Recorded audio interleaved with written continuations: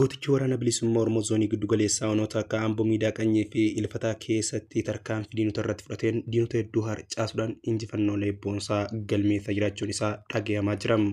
Oduma injifannoo wal qabatuun irree fi gaachanni uummata Oromoo jajjabeen waraana bilisummaa Oromoodhaan kibba lixa shaggarittis haleellaa guddaa diina irratti raawwachuun dhagahamee jira. Kanneen irratti odeeffannoo injifannoo bal'aa qabannee dhiyaannee jira. Oduu keenya gama biraatiin ammoo gootichi waraana bilisummaa Oromoo zoonii kibbaatti qaadhimamtoota leenjii waraanummaa fi siyaasaa fudhachaa turan haala ho'aateen eebbisuunis himamaa kan jiru waggaa ta'u, odeeffannoo gama biraatiin ammoo waraanni gooleessituu Biltsiginnaadhaa kan Abiyyi Ahmadiin Oromiyaa keessatti bobbaafaman lixa shaggar aanaa Ambootti jaarsa biyyaa tokkoo fi aanaa ganda biratti ammoo barsiisota haadha warraa fi abbaa warraa ta'an haala suukanneessaan ajjeesuunis dhagahamaa jira. Odeeffannuma ajjeechaa uummata Oromoo irratti raawwatamu kan biraatiinis godina Qeellam Wallaggaa ona Aanfilloo keessatti sirmaan Oromoo lama ajjeefamuudhaa fi namni tokko madeeffamuun dhagahamaa kan jiru waggaa ta'u, kanaa fi kanneen biroo irratti oduu keenya saatanaa keessatti wanta isin dhaga'uu qabdan jennu qabannee dhiyaannee jirra waan ta'eef kabajamtoota hordoftoota keenya hanga dhuma sagantaa keenyaatti nu faana turaachaa. Oduu saatanaa kan isinitti himu aan of beeksabaatiin. Nageenya keenya kan jaalalaa bakkum jirtanitti isin haa ga'uuchaa. Namoonni miseensa YouTube channel keenya hin ta'in oduu fi sagantaan itti hojjennu yeroodhaan akka isin bira ga'uuf subscribe godhuu hin dagatinaa. Nu jajjabeessuudhaaf like, comment, share godhaa gamanumaan gara bal'ina oduu keenyaatti isin dabarsinaa.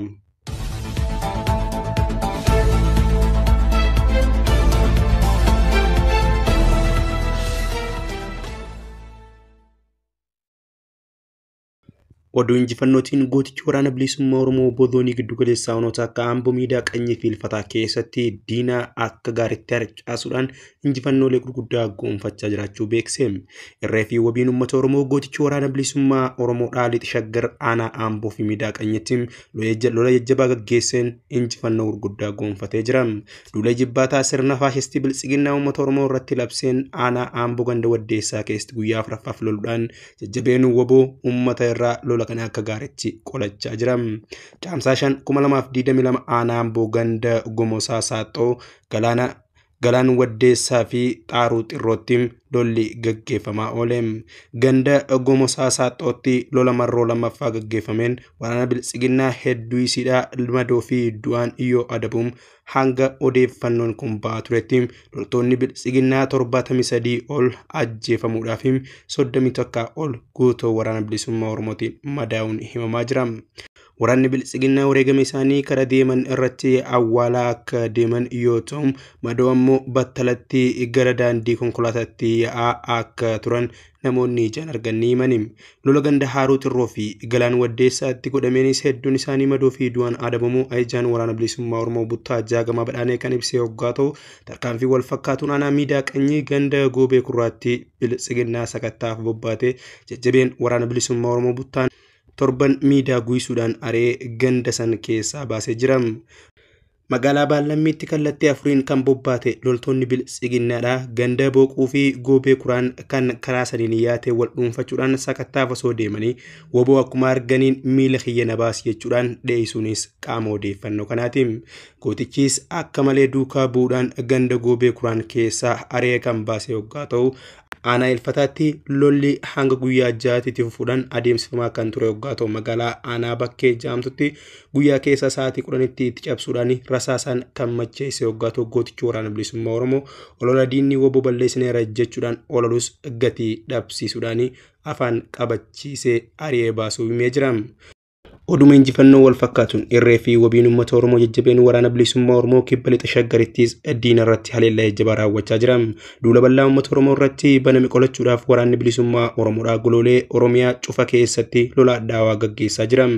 Caamsaa 4/2022 kaasee aanaa ammayyaa gandoota hedduu keessatti lolli gaggeeffamaa kan jiru waggaa ta'u, caamsaa 4 fi caamsaa 5 ganda Harroojjii bakkeewwan dugda dheeraa fi Abaamaaruutti lolli lolameen injifannoon wabootiin goolabamee jira.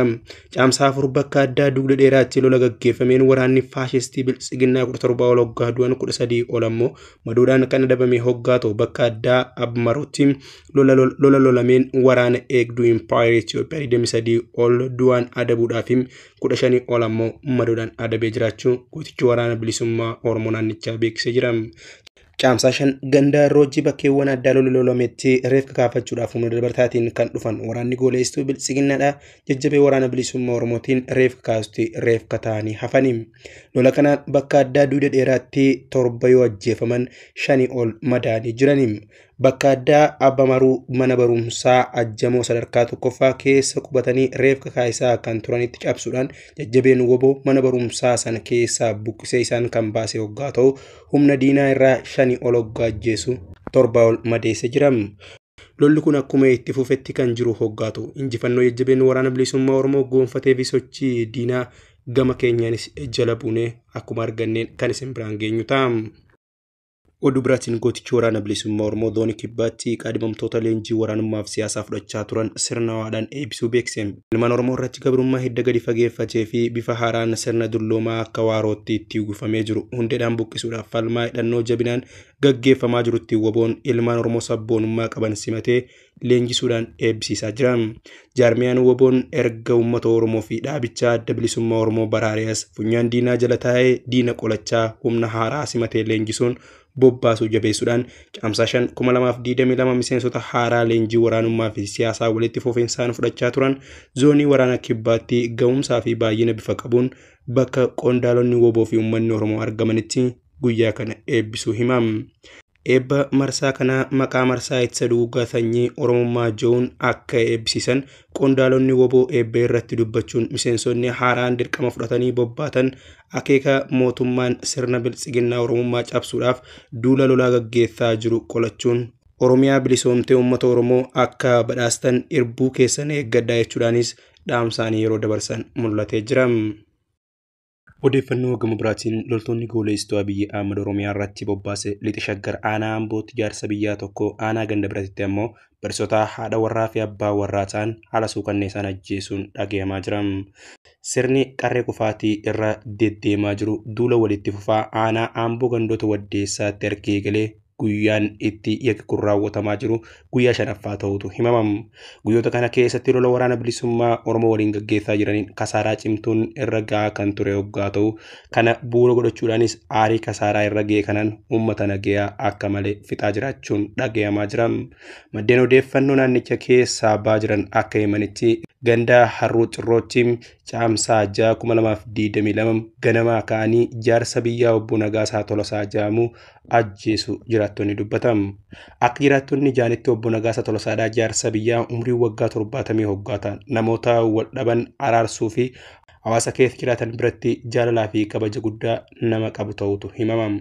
Aanaa ganda biratti magaalaa Kaachisittis abbaa warraa fi haadha warraa kanneen naas tokko malee hoggaa ajjeesan caamsaa 5 2022 galgala keessaa sa'a 2 irratti magaalaa Kaachis ganda duwwaa takka bakka addaa safara Gojjaamee jedhamutti kan ajjechaa kana raawwatanii.